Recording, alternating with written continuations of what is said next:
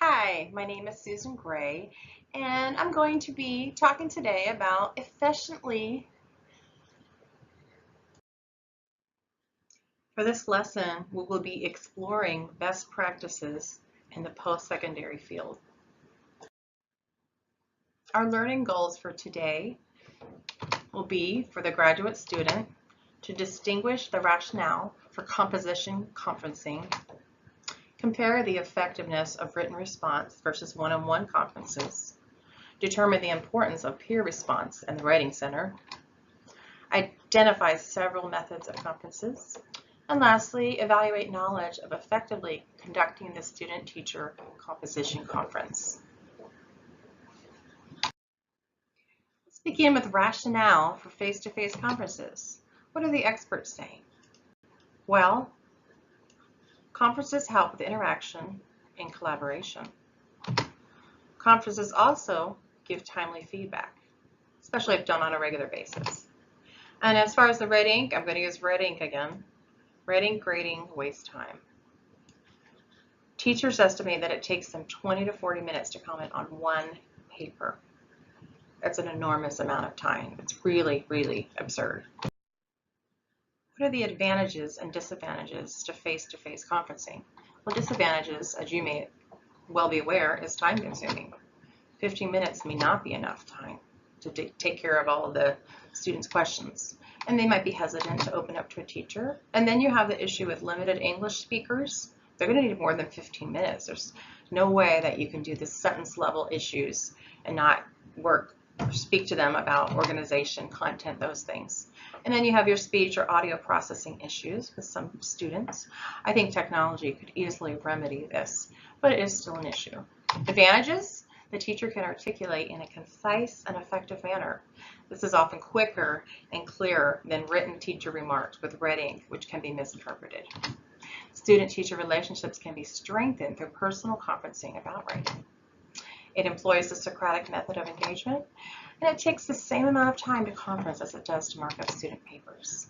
It's cumulative, meaning each little mini lesson or discussion will be remembered and level of understanding can grow. Let's compare written response versus conferencing. Written response takes a while, 7 hours to 13 and a half hours, just to grade 20 student papers. One-on-one conferences take a little under 7 hours for 20 students. Research shows written comments by teachers can confuse the author's purpose. Research shows one-on-one conferencing gives reading and writing ownership to the student, not the teacher. Comments by teachers can lack personal touch and are unclear to the student. Conferencing is personal and gives time for students to address any areas that are unclear. Comments by teachers are written to the paper, not the student, whereas one-on-one conferencing is geared toward the student, not just the paper. Let's discuss some methodology. Two aids that are important for any teacher to use in the college level is peer response and the Writing Center. Peer response is done with a partner or small group. It's usually student-led, conducted inside or outside of classes. Students ask questions from a teacher-generated list. And it's for advice about revising and practice and editing. It's most effective when it's modeled and monitored. That's key. But it's not always effective for numerous reasons. Negative social interaction, hesitancy to speak truthfully, inaccurate editing. You get it. The Writing Center is wonderful because it engages students in exploratory talk with the tutor that works there, not presentational talk like you might have when they're talking to their teacher. So it gives that camaraderie. Again, they ask the Socratic method, and the teachers, they're not teachers, they're tutors, they're trained, unlike classmates. Other positives, it's done outside of class, so precious time can be utilized and you don't have to spend all that time in the class going through a peer review. Most student writing centers will help with sentence level editing as well as in content. Some have a limited grammar policy, which is less favorable for the student struggling with grammar. So, can we take the good of everything, combine it together, and make effective student student-teacher conferences? I think we can.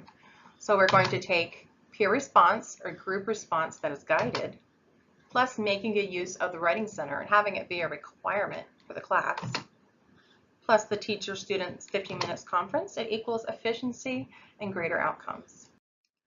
So what are the steps to conducting an effective conference? Well, first of all, we're going to approach the conference with the idea that the writer knows her work. We're just guiding him or her. We're going to greet the students and make him or her feel comfortable and check to make sure that he or she has visited the Writing Center. He or she should have an original draft with the corrections on it and a revised copy. Then you're going to read that copy and then ask questions. What are the stronger sections, the weaker, why? Who is your audience? Discuss rhetorical stance with her. What are you pleased with? What are you not so happy with? What did you learn in writing this? Is it finished? If not, what would you like to change? What surprised you in this essay? What did you discover while writing this?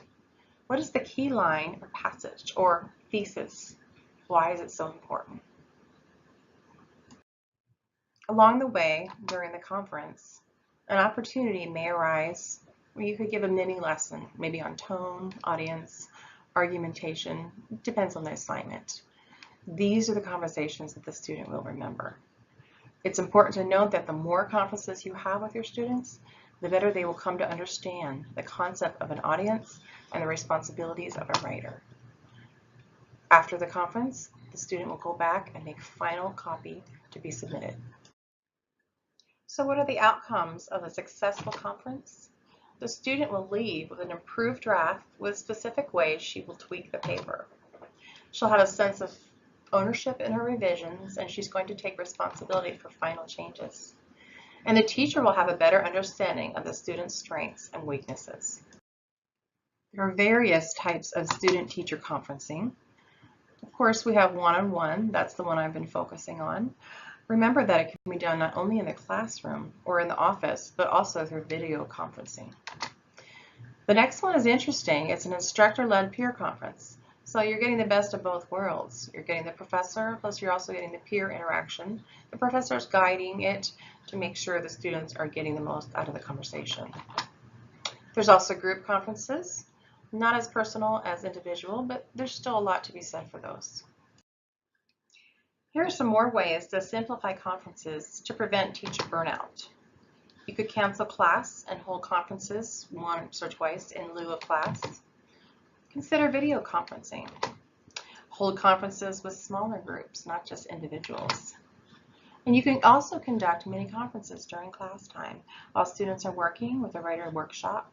It can be done as little as 5 minutes where the teacher touches base, just checks in with the student, answers a few questions. Here's a sample class syllabus with peer editing and student-teacher conferences embedded. As you can see, the peer editing is worth 80 points, and the conferences are 20. Now, as a professor, I would bump that up to at least 50 or 100 points for the conferences, just to make sure that the students would attend. So in conclusion, student-teacher conferences make an effective difference in the writing of a freshman composition student. Conferences take time, but less at the same time as hand grading papers do. There's various ways to hold a conference, but the best is face-to-face in real time if you can. Conferences can be one-on-one or in small groups. Teachers can make conferences effective by requiring the conference portion, by including it as a graded assignment, requiring students to use peer response in the Writing Center in addition to meeting with the teacher, asking meaningful questions, playing the role of writing coach, and making it work for them so burnout can be avoided and you can continue the conferences. So how much do you remember? Well, let's find out. Grab a sticky and a pencil and go ahead and jot down your answers and see if you get them right. Number 1, which of the following is not an effective question that will enhance students' learning? If you'd like to pause the video and answer, you may. Otherwise, I'm going to plow right through. The correct answer is A. Number 2, which of the following makes the student-teacher conference more effective? If you said D, you're correct. We're going to utilize peer response and utilize the Writing Center to get the most bang for our buck. When students come in, they've already had their papers edited and revised, and they're ready to discuss the more challenging things with us. Question 3. According to Nancy Summers, who's a great read, you have to read more about her if you're interested in this topic. What is the minimum amount of hours it takes a teacher to grade 20 papers? And the correct answer is C, 6.67 hours, a little under 7 hours to grade 20 papers. Number 4, how long does it take to conference with 20 students? And the correct answer is C, 6.67 hours. That's the same amount of time, correct? And the last question, number 5, which strategies represent effective ways to conference?